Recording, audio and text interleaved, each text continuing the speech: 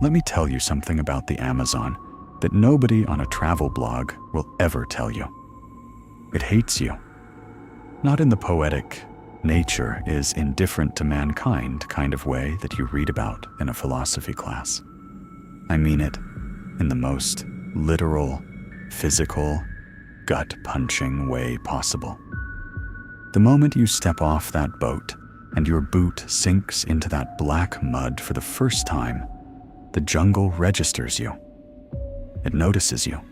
Every insect, every vine, every shadow between those trees, they all recalibrate the second your foreign scent hits the air. You are not a visitor. You are not a guest. You are food that arrived late. I know that sounds dramatic. And if you had told me that 18 months ago, I probably would have laughed, cracked open another beer, and said something like, "Relax, man. I do this for a living. My name doesn't matter. What matters is that I'm a park ranger, have been for 11 years. I run a district in the Blue Ridge, deep Appalachian country, where the trails get weird and the tourists get dumber every season. I've pulled people off cliff faces. I've tracked lost hikers in whiteout conditions. I once talked a guy down from a ledge at 2 a.m. in a thunderstorm. I know wilderness. I know the particular brand of silence that means something has gone wrong in a forest. I know how the air changes before bad things happen. I thought that experience made me qualified. I was wrong. And what happened in the Amazon in a sector of jungle called Sector 4, about 60 miles upriver from the nearest town, that's what I'm here to tell you about tonight. Because I need someone to hear it. I need it documented somewhere. And I need you to understand that the rules you might come across if you ever plan a trip into the deep jungle, those rules aren't folklore. They aren't campfire ghost stories designed to scare tourists away from valuable land. They are instructions. Written in the blood and the screaming and the absolute mental collapse of people who went in before you. Follow the damn rules. So, the trip. Let me back up. It was my first real vacation in 3 years. 3 years of 12-hour shifts, of budget cuts and poacher reports, and a mold problem in the ranger station that the county refused to fix. My supervisory sergeant basically threw the leave forms at me and said, "Take the time or lose it." And my buddy Mark was one of those guys who could talk you into anything. Loud laugh, massive energy, the kind of personality that fills a room like smoke fills a jar. We'd been friends since community college. He called me up in March and said he'd already booked the flights. "Amazon, baby," he said. "You, me, and Danny boy. 2 weeks. We are going to eat something we can't pronounce, get bit by something we can't identify, and come home with stories." Dan was Mark's brother-in-law. Quiet guy, accountant. He wore cargo shorts and a wide-brimmed hat that made him look like he was perpetually filming a nature documentary. Good man. Genuinely good man. He kept a small, laminated card in his chest pocket with his blood type and a list of allergies, bee stings, penicillin, and apparently something called birch pollen. That card seemed hilarious to me at the time. In retrospect, Dan was the only one of us who had any kind of survival instinct at all. We flew into Manaus, bounced around on a rickety prop plane to a dirt strip near the river, and then spent half a day on a boat that smelled like diesel and fish guts, heading upriver into the kind of green that you genuinely cannot understand until you're inside it. I'm talking about a green, so deep and layered and alive that it stops being a color and starts being a physical sensation. It pushes against your eyeballs. It fills your peripheral vision until there's no more sky, no more horizon. Just wall after wall after wall of vegetation, stacked 150 feet high in every direction. Mark, naturally, was shooting the shit the entire ride up, telling the boat operator about the Dallas Cowboys' chances in the playoffs, despite the fact that the operator spoke maybe 40 words of English. Dan was cataloging insects in a little notebook, and I was sitting in the bow of that boat, watching the jungle close around us like a mouth, and feeling something I hadn't felt in a long time: unease. Not the adrenaline-flavored unease you get when a situation on the trail goes sideways. This was different. This was the low, grinding kind, the kind that sits in your sternum like a swallowed stone. The kind your body produces when it knows something that your brain hasn't caught up to yet. Lord, let this just be an easy weekend, I thought. Just let this be a good trip. Let us do the jungle, drink the cervezas, come home with some photos. Simple prayer, honest prayer. I wasn't even particularly religious at that point in my life, but something about that wall of green just made me reach for something bigger than myself. The guide who dropped us at Sector 4 was a man named Erito. He was maybe 50, with the kind of face that gets carved by hard weather and harder years. He didn't joke around. He didn't chat. He handed us our packs, walked us to the sector marker, just a rusted metal post with S4 stamped into it, half strangled by a vine. And then he stopped. He stood very still for a moment, not looking at us, looking at a tree line. Then he turned around. I want you to understand the way he delivered what he said next. He didn't say it like a man reciting safety instructions. He said it the way you'd say something to a person you genuinely believe you might never see again. One rule, he said. His English was careful, deliberate, like he'd practiced this exact speech. If you are in the dark and you see red eyes, do not shine your light. You walk backward. You do not look away, but you must not illuminate it. He pressed the word illuminate with such weight that it almost had a physical shape. If you shine the light, it sees you, not your body, you. Do you understand the difference? Mark started to open his mouth. I could see the joke forming. I could actually see it, and I put my hand on his arm, hard. We understand, I said. Erito looked at me for a long moment. Then he looked at Mark. Then Dan. The sector has other rules, he said. Old ones. I've heard there are notes somewhere in the old camp. If you find them... He stopped, seemed to reconsider. Just remember the main one. Red eyes, no light. He got back in the boat.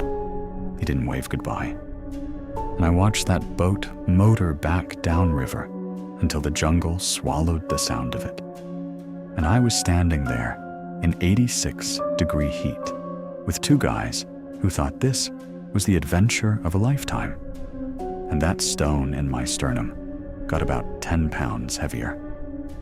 Now I need to spend some time here describing what Sector 4 of the Amazon actually feels like, because I think that context matters. I think it explains why everything that happened was as terrifying as it was, because the jungle itself, before anything went wrong, was already doing something to us, already working on us in the way that extreme environments work on human psychology, stripping away the comfortable noise of civilization and leaving you raw and exposed underneath.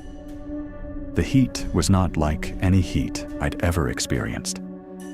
In the Blue Ridge in August, you get hot. You sweat, you drink water, you find some shade. It's manageable. This was different. The Amazon heat in late July is the kind of heat that feels pressurized, like the air itself has weight and intention. It sits on your chest. It makes every breath feel like you're drinking something warm and slightly rotten. Within 10 minutes of walking into the canopy, my shirt was completely soaked through. Not damp, soaked, like I'd fallen into a river. And the smell. Even during the day, when everything was fine or seemed fine, the jungle had a smell that you never fully get used to. Decomposition. That's the core note, if you want to put it that way.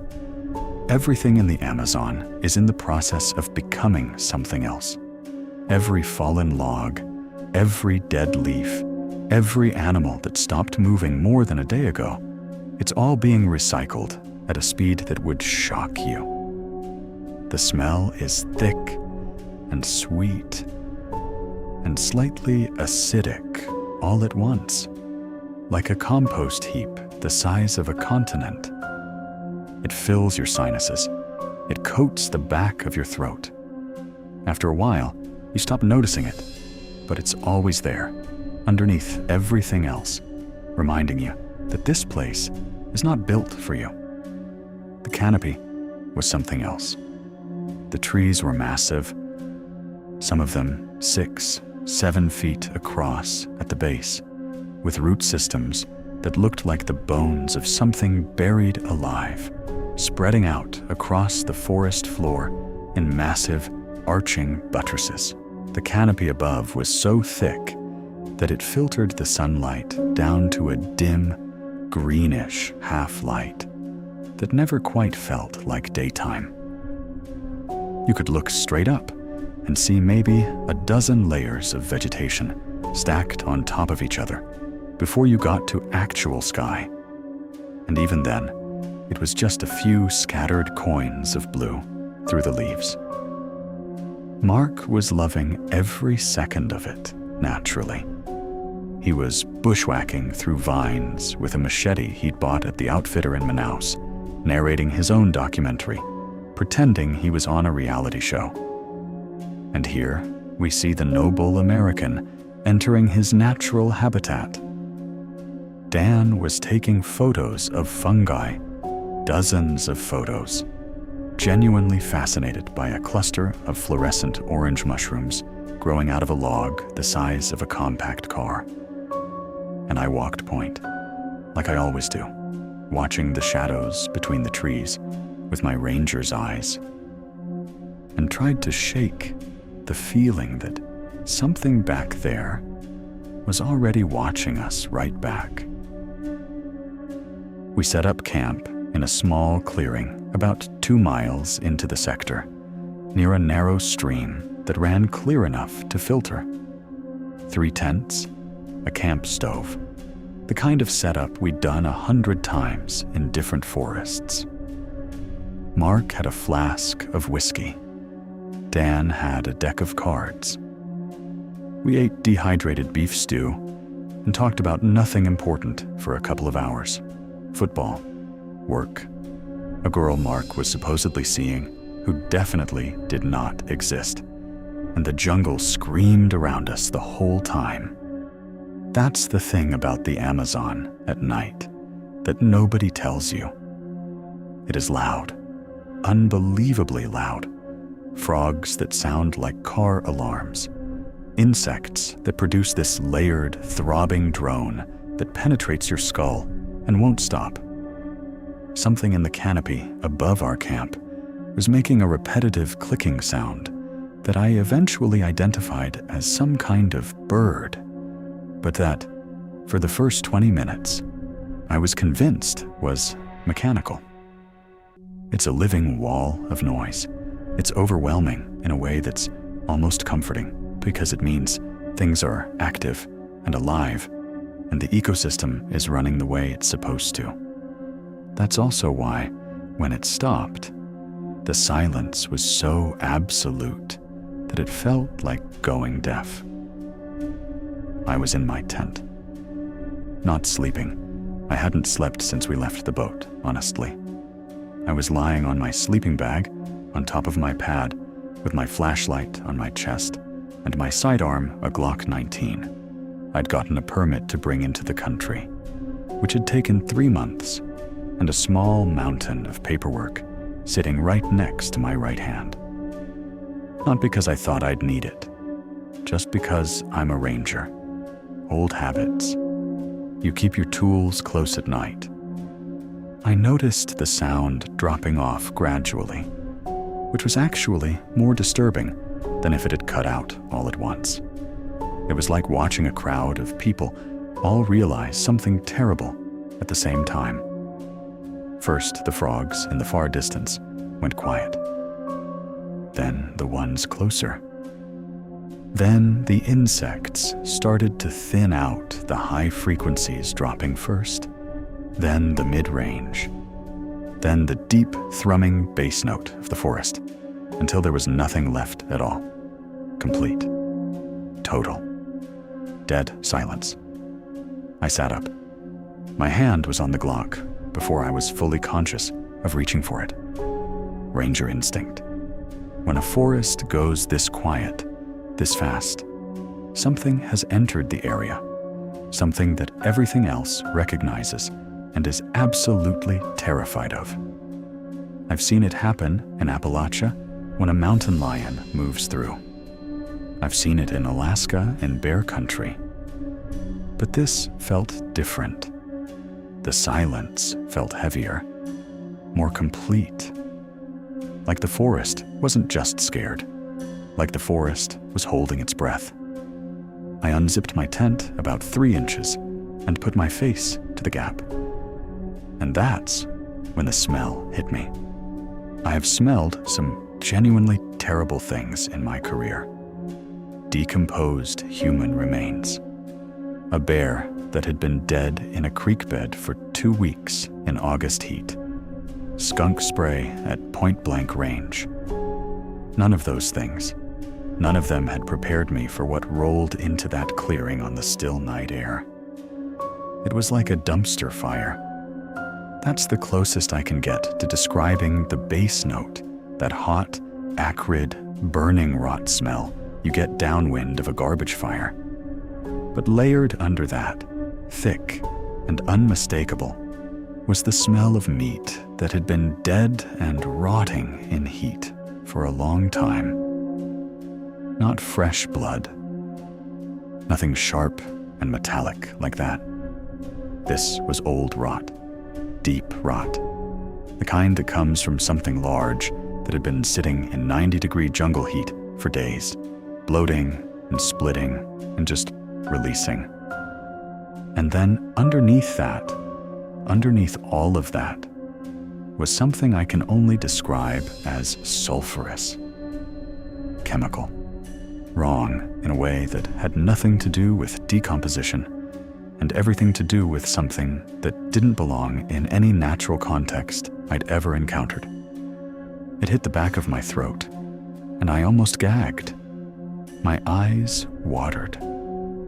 I pulled back from the tent opening and pressed my mouth against my sleeve.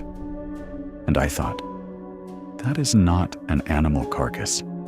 That smell is too fresh, too present. That smell is moving. I was reaching for my radio to check in with the other guys we'd agreed to radio silence after 10 p.m. to save batteries when Mark's tent unzipped. I heard him mutter something, heard the scratch of his boots on the ground. He was heading toward the tree line to relieve himself, because of course he was, because Mark would not have noticed the silence or the smell or the fact that every living thing in this jungle had just collectively decided that right now was an excellent time to be absolutely motionless. I opened my mouth to call out to him. It wasn't a full scream. It was the beginning of one, the kind that gets cut off. Not because something physically silences you, but because what you're seeing detonates the words before they can form. It was maybe 2 seconds long, and it was followed by the sound of Mark crashing backward through the undergrowth, falling hard, and then his voice again, this time full on and loud and cracking, with something I had never, not once, in 11 years of dealing with emergencies, heard in a grown man's voice like that. It's in the trees. Something's in the, oh God. I was out of that tent in about 3 seconds flat. Dan was right behind me. I don't know how he got out that fast, but he did. And we nearly collided at the edge of the camp. He had his headlamp. I had my high-powered torch, a Phoenix TK72R, 10,000 lumens, the kind of flashlight that can light up a search grid from a rescue helicopter. I did not turn it on. Not yet. I grabbed Mark by the back of his shirt and hauled him backward toward us. And he came, scrambling on his hands and knees, making a sound that was half sob, half hyperventilation. Mark, what direction? He couldn't form words. He just pointed, straight ahead, into the brush, maybe 30, 40 feet from the camp perimeter. I heard it before I saw it, a sound that I struggle to put words to even now. It was low and rhythmic, almost like breathing, but too slow, too deep, too resonant. It seemed to come from somewhere below the normal frequency range, like you felt it in your chest cavity more than you actually heard it with your ears. And it was accompanied by a sound of something shifting in the undergrowth. Enormous, deliberate, unhurried. Something that knew it didn't need to rush. And then I saw the eyes. 8 feet off the ground. Maybe 8 feet.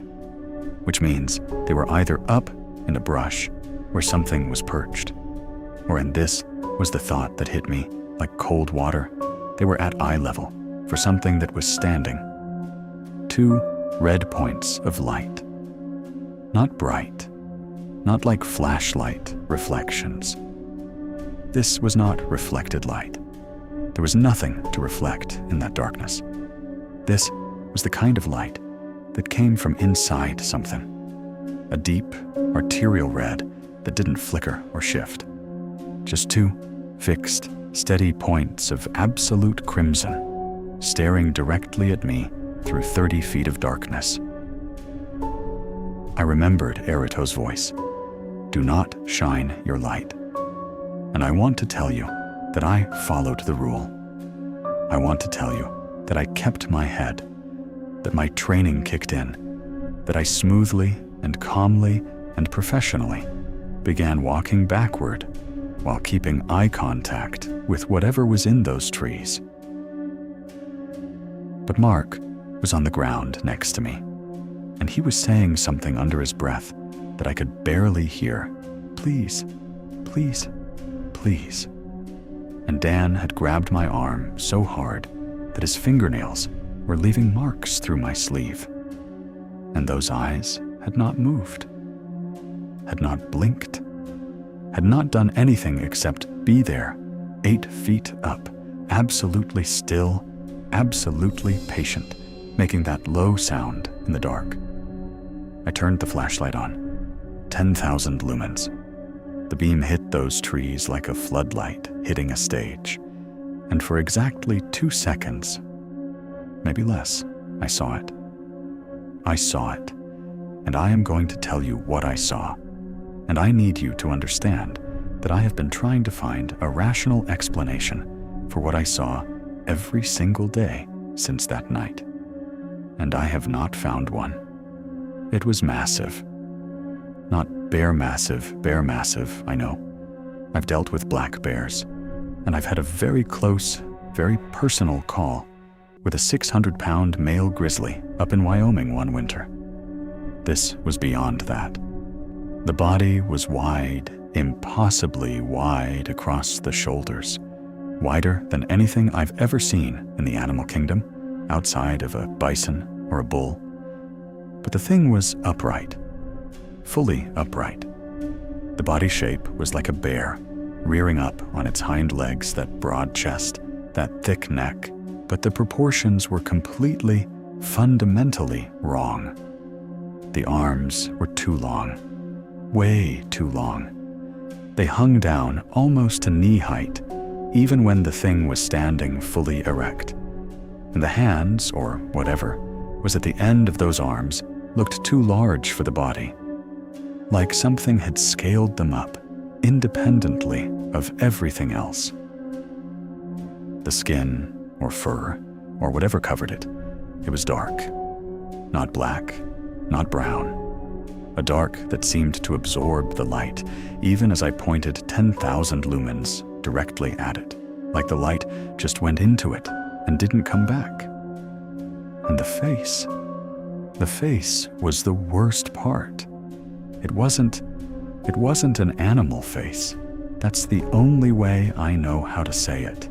There was too much structure to it, too much intention in the placement of its features. I couldn't make out details in those 2 seconds. I couldn't tell you about a nose or a mouth. All I could process was the general shape. And the shape was wrong in a way that activated something very old and very deep in the human brain.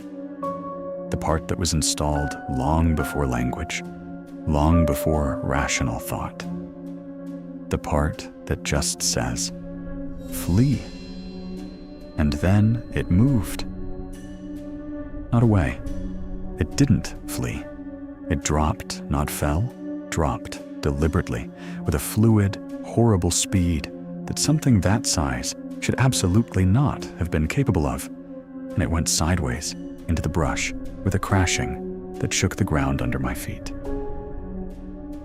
And then silence. I killed the light. "Move," I said. My own voice sounded strange to me, too flat, too controlled in a way that meant every single piece of control I had was being poured into those 4 letters. "Move right now. Back to the tents. Move." We moved. We moved faster than I have moved in my entire life. Mark was up and running before I finished the sentence. Dan was 2 steps behind him, and I went last, facing backward, gun up, walking as fast as I could without turning my back on the darkness between those trees. We pulled every tent into one, zipped everything shut, and we sat there in that one tent in a pitch dark and absolute silence for the rest of the night. And nobody said a single word. Morning in the Amazon is sudden. 1 minute it's dark, and then within about 20 minutes it's bright, and the birds are loud, and the insects are cycling back up, and the whole machine of the jungle kicks on like someone threw a switch. By 6 a.m., with sunlight, actual, honest sunlight, filtering through the canopy and turning everything gold and green, you could almost convince yourself that the night before had been a dream. Almost. The tracks were real enough. I found them in the mud along the edge of the clearing, maybe 8 feet from where Mark had been standing when he screamed. 3-toed. Each toe tipped with a round impression, not a sharp claw point. A round impression, suggesting blunted claws of diameter wider than my thumb. The tracks were deep enough that whatever had made them had to have been extremely heavy. I measured them against my hand. Each print was roughly twice the length of my palm, and wide enough that all 5 of my fingers, spread fully, would have fit inside with room to spare. 3 toes. Not 4, not 5, 3. I walked the perimeter, following the track trail back toward the tree line, and found where it had been standing. Or rather, I found where it had been kneeling, because the impressions in the soil weren't footprints. They were knee prints, rounded divots side by side, and the ground was compressed in a circle around them, suggesting the thing had been settled there, on its knees, for an extended period, watching us. The thought hit me like a glass of cold water to the face. It had been out there, kneeling in the dark, watching our tents. For how long? An hour? 2 hours? Since we'd set up camp? I looked up. The claw marks were on a tree about 15 feet from that spot. A hardwood of some kind, trunk about 2 feet across, smooth bark. The marks went up the trunk in 4 long, parallel gouges that were deep enough to pull strips of bark completely off the wood. The lowest mark started at about 3 feet off the ground. The highest one was at 10 feet, maybe a little above 10. And the depth of the gouges. I put my fingers in the lowest one, and my fursa and second knuckles disappeared. Something with reach and strength and claws that could dig 2 inches into hardwood with what was presumably a casual swipe had marked that tree. I went and woke up Mark and Dan. Mark looked bad. He'd always been the most physically imposing of the 3 of us former college linebacker, still built like one, and seeing him sitting hunched on a camp chair with his hands wrapped around a tin cup, looking like he hadn't slept in a year, was one of the most unsettling things I'd seen up to that point. His eyes were doing that thing eyes do when they've been open too long, and the person behind them isn't quite processing normally anymore, darting, not landing anywhere, not connecting with anything. Dan was calmer, but Dan's calm was the worst kind. It was the calm of a man who had run the numbers and arrived at a conclusion he was not willing to say out loud. "We're leaving today," Mark said. "I don't care about the itinerary. We are walking out of here today." "I agree," I said, and that should have been the end of it. Except that while I was breaking down my tent and sorting gear, I pulled out my rental pack. We'd rented some base camp equipment from an outfitter in Manaus, surplus gear that had seen a lot of use. And I went to check the side pocket for my electrolyte tabs, and my fingers closed on something that wasn't tabs. It was a piece of paper, folded small, roughly, like someone had jammed it in there in a hurry. Water-stained and fragile at the fold lines, like it had been folded and unfolded many times.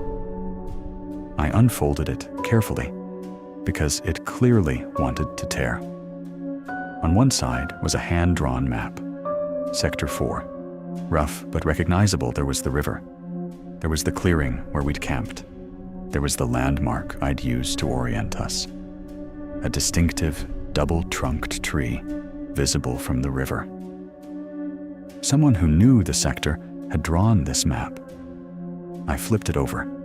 The handwriting on the back was in English, but cramped and slanted, like it had been written in bad light, or with a shaking hand, or both. Some of it was smeared, but most of it was legible, and I read it twice before I said anything to the others. 3 rules below the main rule. That was how it was organized, a header that just said Sector 4, Supplement. and then 3 numbered items. Number 1, if you smell the rot, it has already chosen you. The smell is not a warning. It is an announcement. Number 2, it steals voices. If you hear someone you know calling for help in the dark, especially from outside your shelter, do not respond. Do not go to them. It will use the voice of whoever is most likely to draw you out. Number 3, if it stands like a bear, start praying. There are no bears in the Amazon. If you are seeing something that stands like a bear, you are not seeing an animal. Below that, in slightly different handwriting, shakier, faster, like a postscript added later, was one more line. The light doesn't drive it away. The light is how it learns your face. I sat down. The tree frogs somewhere in the canopy above were doing their car alarm thing. Dan was maybe 10 feet away, packing his backpack with his careful accountant's attention to detail. Mark was still on his chair, still wrapped around that cup. And I was sitting on the jungle floor, reading a note left by someone who had been in this exact sector, with this exact gear, and had clearly survived long enough to write these words, but had, for whatever reason, not managed to get this note back out with them, which meant they'd either left the gear behind when they got out, or they hadn't gotten out at all. I stood up and looked at the notes one more time, read the first line again. If you smell the rot, it has already chosen you. It had already chosen us. Before Mark stepped out of that tent, before I turned on the flashlight, it had already been watching us, kneeling in the dark outside our camp, patient as stone. And the smell rolling across the clearing had not been a warning. It had been an announcement. We were chosen, and now I had illuminated it. The last note played on a loop in my head. The light doesn't drive it away. The light is how it learns your face.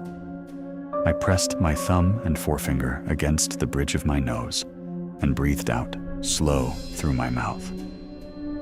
And I said, very quietly, so the others couldn't hear me, God Almighty, please, get us out of this sector. Just please. We started moving at 0800. I had the sector map, both the hand-drawn one from the gear and the commercial topo map I'd brought from the outfitter. And I plotted what should have been a 4-hour hike back to the river. Sector 4 was not a large area. On paper, it was manageable. You could walk the diameter of it in an afternoon. The jungle had a different opinion. By noon, we had been walking for 4 hours, and I was looking at landmarks I recognized. Not because we were on the right track, because we were walking in a circle. Not an obvious circle, not the kind where you notice the same fallen log and go, oh, we're lost. A slow, gradual, confident spiral that had taken 4 hours to close back on itself. My compass was behaving fine. My heading had been consistent, and the land had somehow managed to bring us back to where we'd started. I did not say this out loud. I corrected course, and we pushed harder for another 2 hours in heat that I can only describe as trying to breathe through a hot, wet blanket while wearing clothes that weigh 3 times what they should, because they're completely soaked through with sweat. Mark had gone mostly quiet, which for Mark was like watching a thunderstorm go still wrong in a way that suggested something worse was building. Dan was running low on water, and I was rationing mine to make sure he had enough. At 2 p.m., the sky opened up. Amazon rain is not like the rain I know from the mountains. It is not weather, it is an event. The amount of water that can fall in 30 minutes in that jungle would fill a swimming pool, and it comes down so hard that looking straight ahead becomes difficult, and sound becomes a roar. And everything you're wearing becomes a liability rather than a protection within about 90 seconds. We took cover under the buttressed roots of a massive tree and waited it out.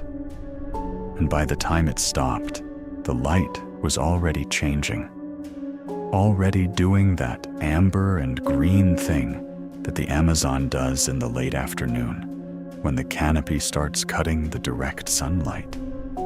And I knew, with a cold certainty, that we were not going to make the river before dark. I found the shack at around 4:30 p.m. Shack might be generous. It was more like a structure that had once been a shack, before the jungle had decided to spend 20 years absorbing it.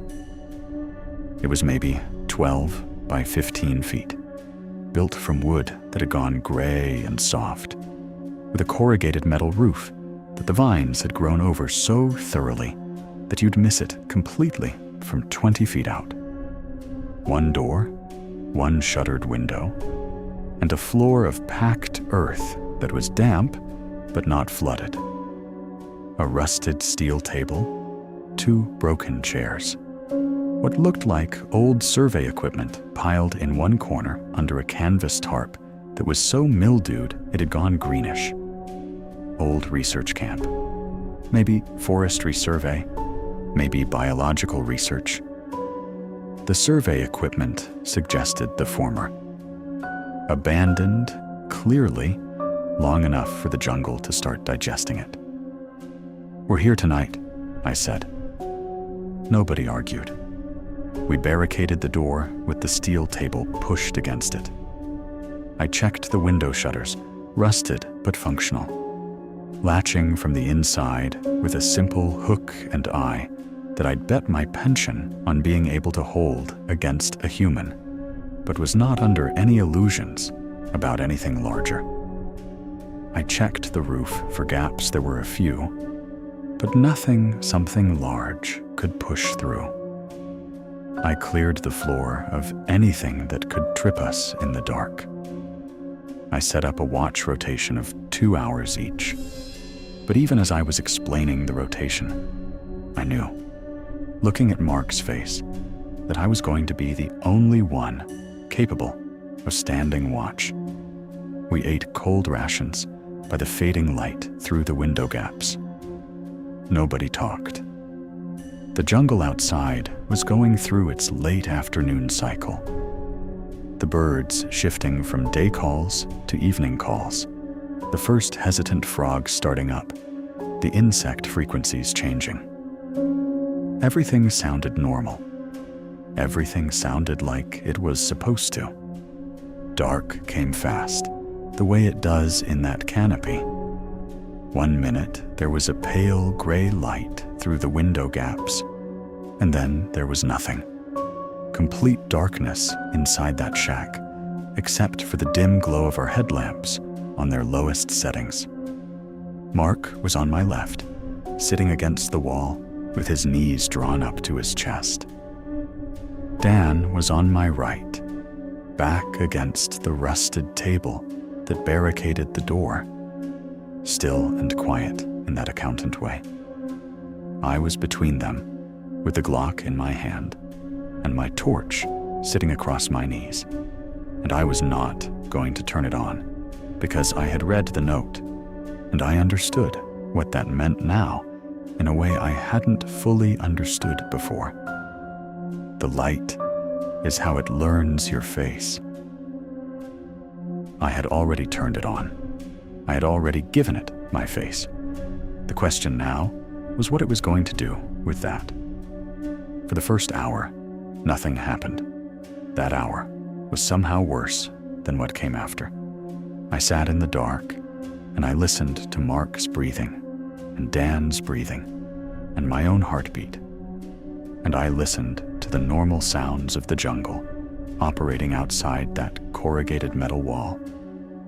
And I thought about the note, about being chosen, about what that meant, about whether the thing out there was on a timer, or whether it had preferences, whether it was patient, or whether patience was simply what it looked like from the outside, and in reality, it was just waiting for the right moment. Working up to something, circling, about how it had been kneeling outside our camp, watching our tents. I closed my eyes, and I said a prayer, a real one, longer than the ones I'd been throwing out since we got here. I said, "Lord, I know I am not the praying type. I know I have not given you a lot of reasons to prioritize my particular situation. But I have 2 civilians here who didn't know what they were walking into. And I am asking you. I am genuinely asking you to get us to sunrise."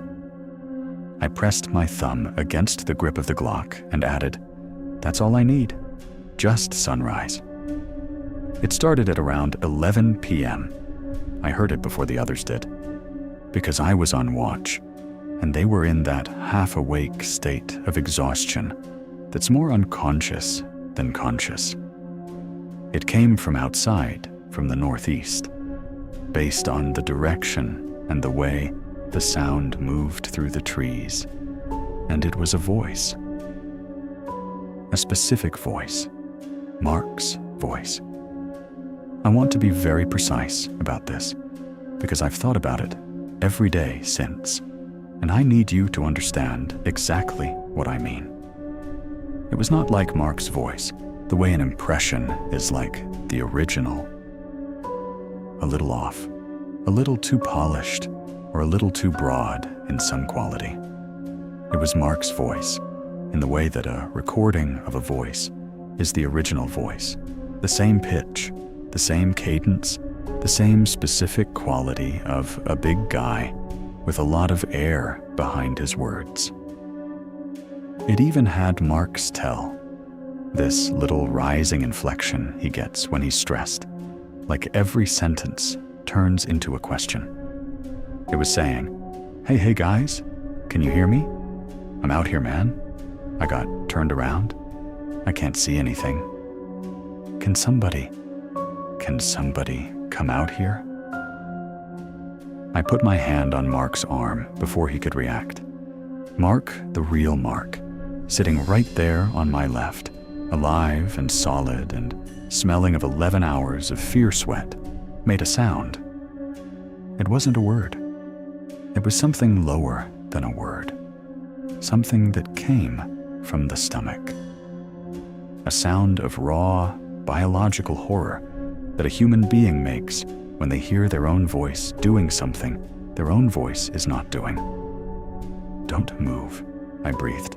"Don't make a sound." The voice outside called again. Clearer now, and something about the clarity was wrong. It was too clear for the distance it was supposedly coming from. Too present. Like the source was closer than the direction suggested.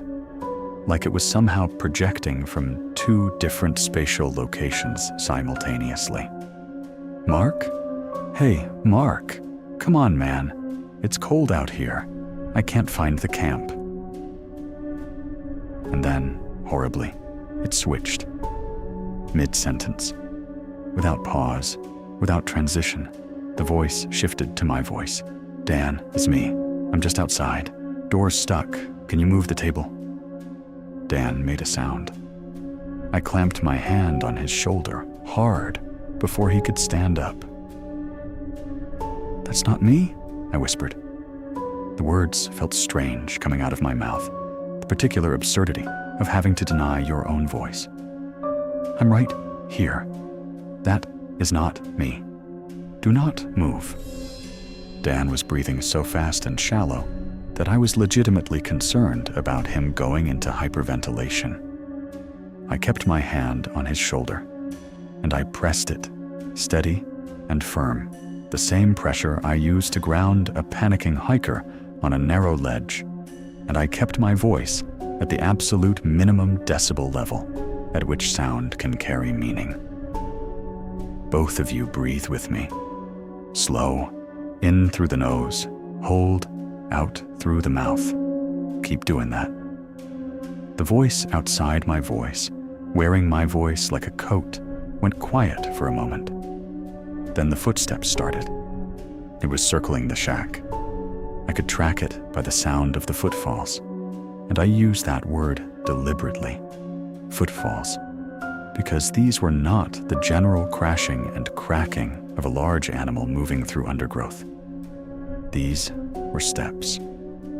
Deliberate, evenly spaced, intentional.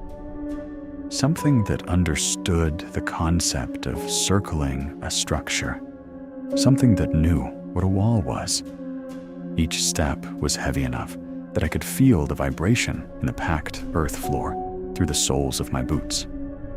I estimated the weight at, I don't know, 500 pounds? More? The ground was giving under each step in a way that suggested mass far beyond anything I had a rational category for. The smell arrived about 30 seconds after the steps started. Oh God, the smell. Indoors, contained in that small space, with nowhere to go and no breeze to dilute it. It was something else entirely. It was the same smell from the night before, the dumpster fire rot meat sulfur combination, but concentrated and close and intimate in a way that made it feel almost aggressive. It pushed through the gaps in the corrugated metal walls, and it filled that space with a smell like the inside of something dead. And I had to breathe through my clenched teeth just to function. Mark was whispering something. I couldn't hear the words at first. Then I could. He was praying. Mark, who I had never once heard say anything remotely religious in 15 years of friendship. Mark, who used to give me a hard time about saying grace at his family's Thanksgiving table, was sitting in the dark next to me, whispering the Lord's Prayer. Not loudly, barely audible, but steady. The words coming out with a conviction and a desperation that I had never heard in his voice in all the years I'd known him. Deliver us from evil, for thine is the kingdom and the power and the glory.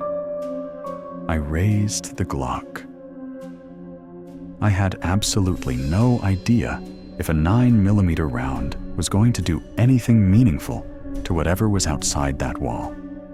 And I want to be honest about that. I've thought about it since. A Glock 19 is a self-defense weapon.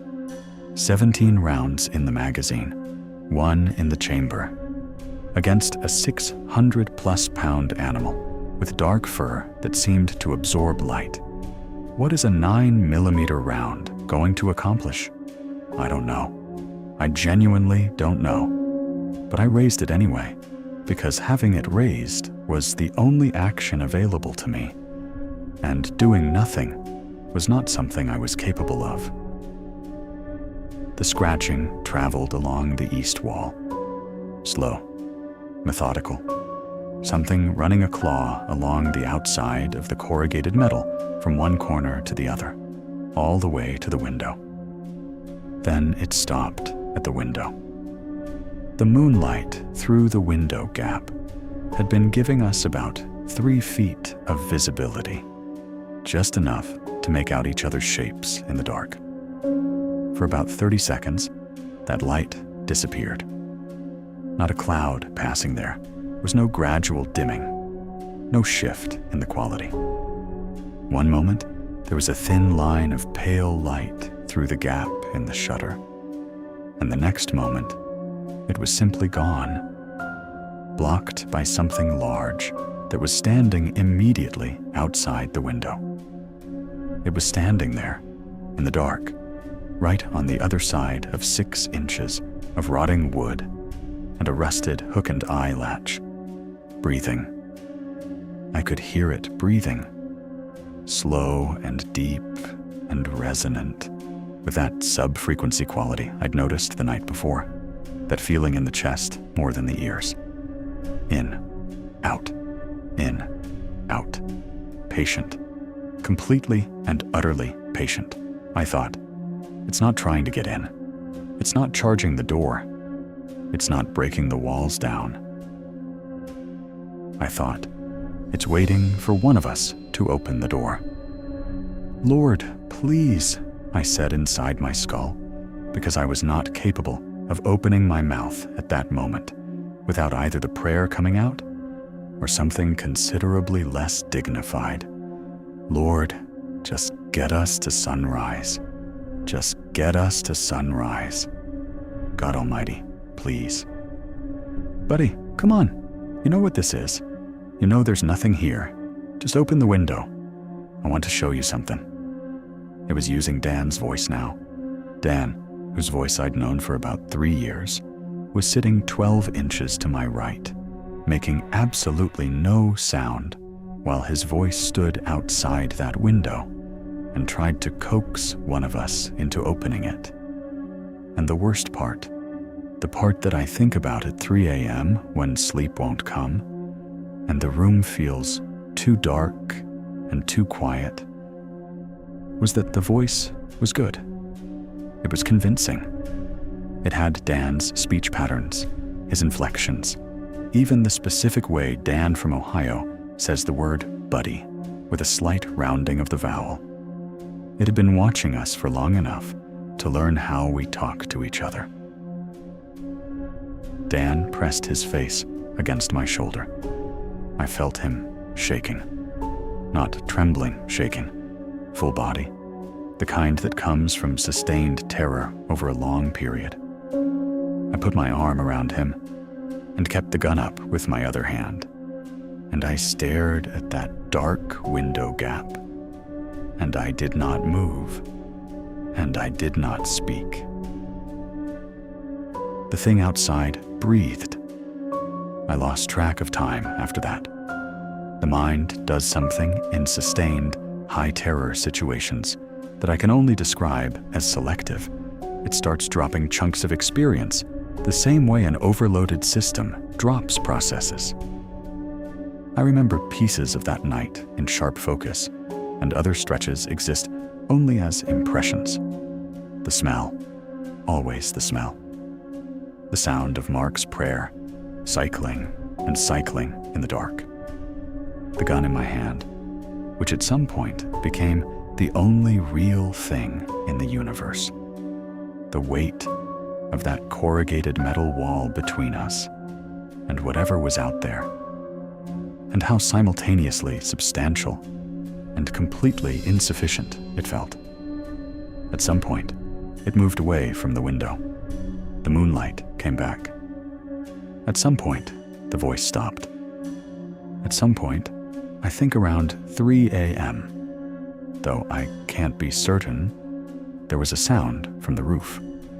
Not footsteps, something more, like pressure, like something had placed its weight on the corrugated metal and was pressing down, slowly, testing the structure. The roof bowed slightly inward, visibly, even in the low light. I watched it flex, and I thought, the structure won't hold that weight. If it commits to this, the structure will not hold. But it didn't commit. The pressure eased, the sound moved to the edge of the roof, and then off it, and back to the circling footfalls. And then, and this is the part that I think was the deliberate mind game, the part that tells you, whatever this thing is, it is not operating on instinct alone. The circling stopped. The footsteps just ceased. The smell remained, but the footsteps stopped. And the silence that followed was a different kind of silence than before. Not the held breath silence of the first night. A waiting silence. A watching silence. The kind of silence that wants you to conclude that whatever was out there is gone, that wants you to relax, that wants you to decide it's safe to open the door. I held that gun for the rest of the night, and I did not move. Mark prayed. Dan shook. And I sat in the dark, stinking heat of that rotting shack, a sweat running down my face and my mouth, forming words of prayer that I barely knew I remembered. And I waited for dawn. God, please. Lord, just get us to sunrise. I am asking you, honestly. Please get us to sunrise. The birds came first. That's how I knew. A single call from somewhere high in the canopy, hesitant, questioning, like a single musician tuning before an orchestra warms up. Then another call answering it, further away. Then the frogs starting their morning shift. The insects cycling back up. And slowly, gradually, the whole machine of the jungle kicking back into motion. And with it, the smell fading. Not disappearing instantly, retreating, pulling back, diluting in the freshening dawn air until it was gone. The light through the window gaps went from black to deep gray to pale gold. I lowered the gun. I did not move for another full 10 minutes after that, because whatever was out there had played mind games sophisticated enough that I was not willing to take dawn has arrived. Therefore, it's safe, as a given. I sat and I listened to the jungle, and I watched the light change, and I let the 10 minutes pass. Then I moved the table. I opened the door. Sunlight. Real, direct, honest sunlight coming through a gap in the canopy onto the clearing in front of the shack. And the air smelled like wet earth and vegetation, and nothing else. And the trees were alive with birds, and the ground was just ground mud and leaf litter, and nothing catastrophic in any direction that I could see. I stepped out with the gun still up and swept the area in the systematic way I've been trained to do. Clear, clear, clear. I went back in. We're moving, I said. Right now. We're not eating. We're not packing more than what we can carry in 30 seconds. We are getting to that river.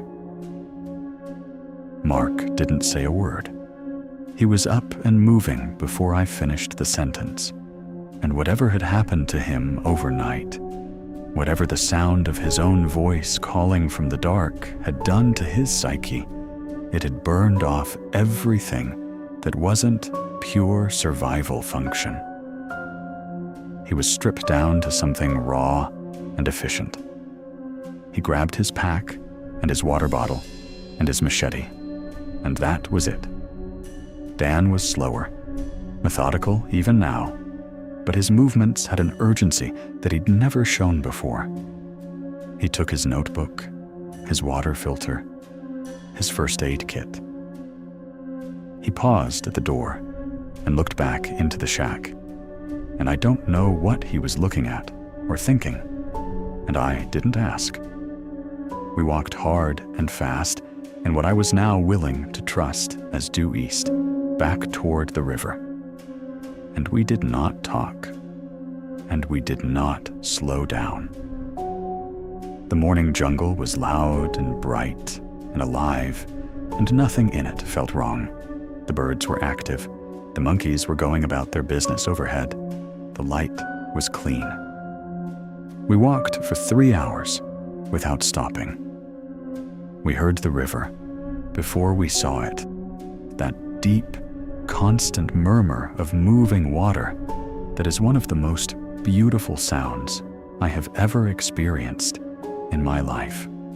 When we broke through the tree line and hit the bank, the sunlight on that brown water was genuinely something I could have wept at. Mark sat down in the mud at the edge of the bank and put his face in his hands. Dan stood at the water's edge and looked at the opposite bank for a long time without saying anything. I fired 2 signal rounds into the air and then sat down next to Mark, and we waited. The patrol boat found us 40 minutes later, a Brazilian Conservation Authority vessel that had been doing a routine upriver check. The officer in charge took one look at the 3 of us and started on the radio immediately. I tried to explain in my broken Spanish. He spoke passable English, as it turned out what had happened, and I watched his face as I talked, watched for the skeptical narrowing, the polite dismissal. He didn't do either of those things. He listened to my account with his elbows on the radio console and his face completely neutral. And when I finished, he was quiet for a moment. And then he said, "Sector 4, yes." Like that was a complete sentence. Like that explained everything. I asked him if he knew what was in Sector 4.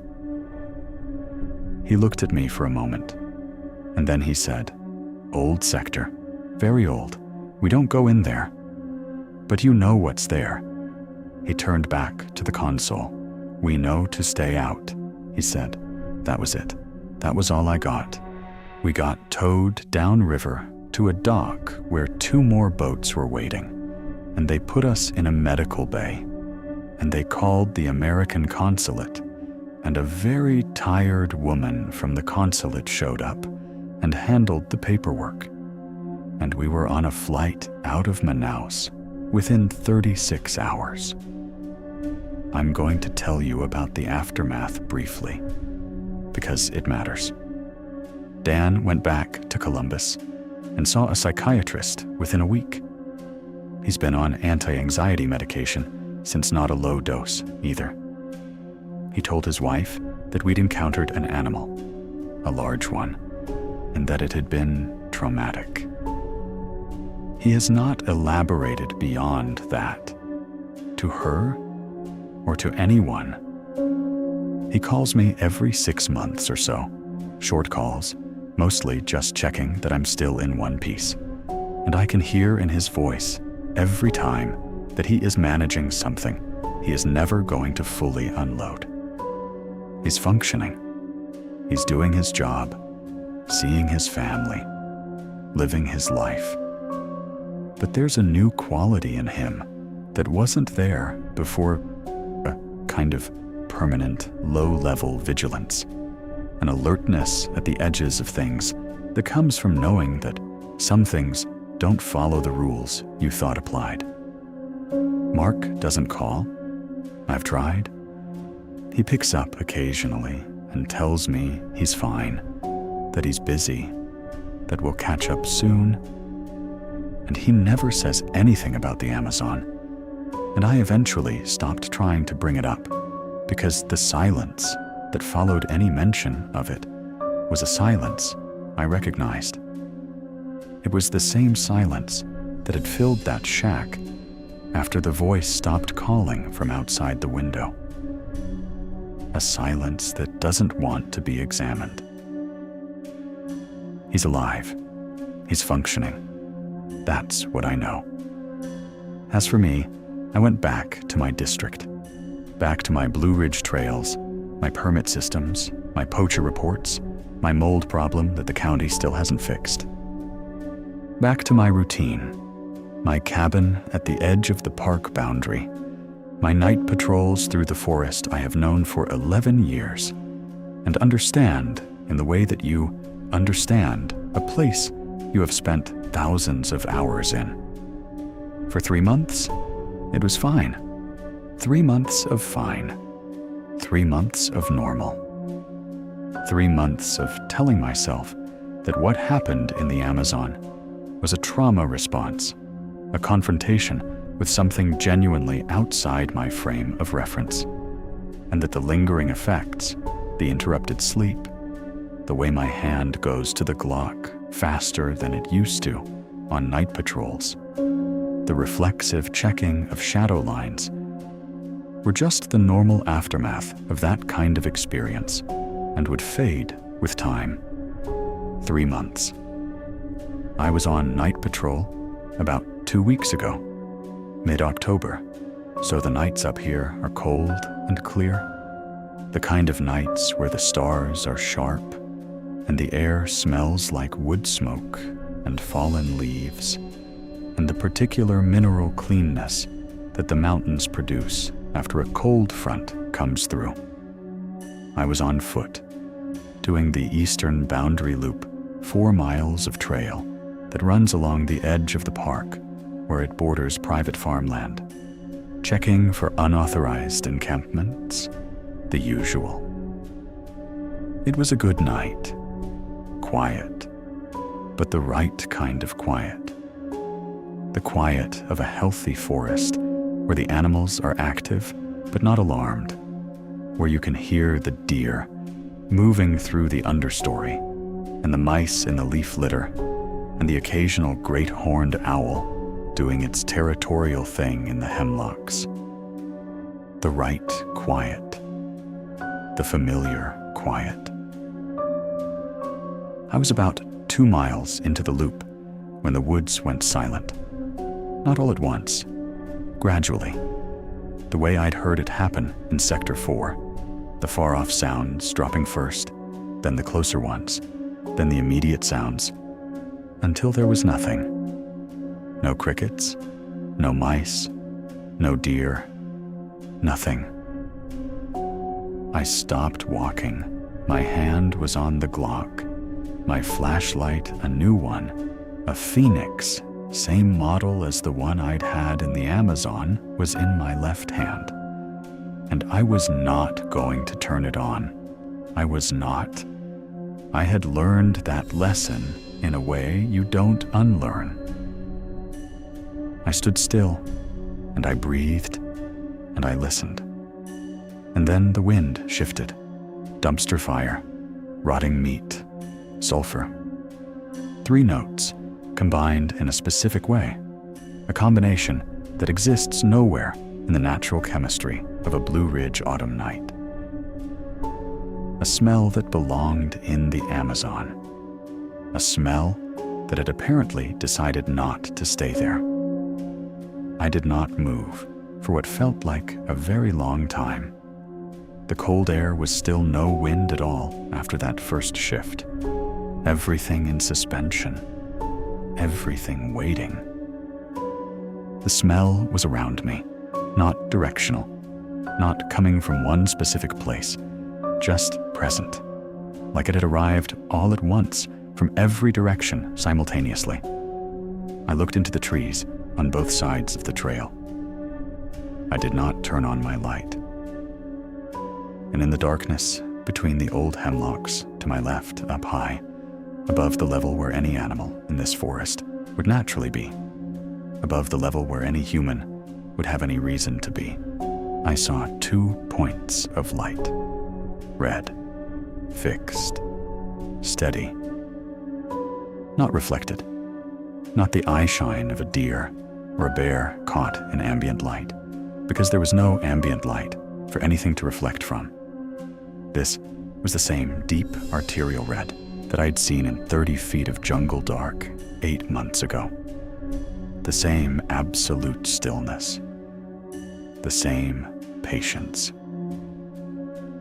I stood there on my trail, in my park, in my mountains, in a cold October dark, with my gun on my hip and my flashlight in my hand. And I understood something with a clarity that was almost peaceful, and how total it was.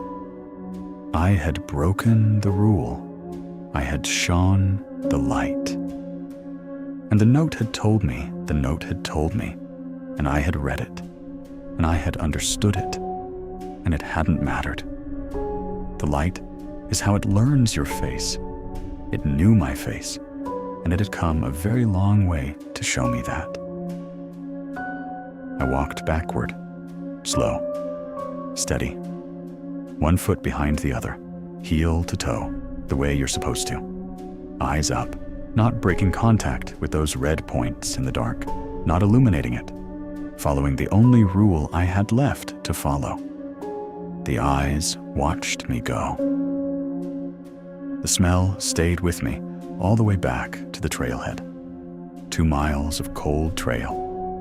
2 miles of absolute silence in a forest that had gone as still as a held breath. And when I finally made it to the parking lot and got in my truck and locked the doors, I sat there for a long time with the engine running and my hands on the steering wheel. And I said, out loud, to my empty truck and to whatever else might have been listening, Lord, thank you for getting me back to the truck. I don't know what comes next, but thank you for right now. I filed an incident report the next morning, wrote it up the same way I write up every unusual wildlife encounter, clinical, factual, stripped of everything that would make me sound like I'd lost my mind. Unusual animal behavior. Possible large predator in the eastern sector. Recommending increased patrols. Requesting consultation from wildlife management. I didn't mention the eyes. I didn't mention the smell. And I did not mention that for the 3 nights following that encounter, my cabin sat in silence at the edge of the park boundary. And on each of those nights, the woods behind my property went quiet somewhere around midnight. And on each of those nights, if I sat still enough in the dark of my living room with the lights off, I could smell it on the air coming through the window gap I'd left open. Present, patient, as though it were waiting for me to make another mistake, as though it had all the time in the world. So, here we are. I told you this story because I needed someone to hear it. Because Mark won't talk about it, and Dan is too medicated to process it. And the Brazilian patrol officer said, we know to stay out. And I am still going to work every day, and doing my rounds, and doing my job. And every night, patrol I run through the eastern boundary of this park is a choice I make, knowing what I now know. Knowing that I made a mistake that may not have a resolution. If you ever find yourself in the Amazon or anywhere, honestly, because if what I think happened actually happened, geography may be less of a barrier than we'd like to believe. And someone gives you a rule, follow it. Don't ask why.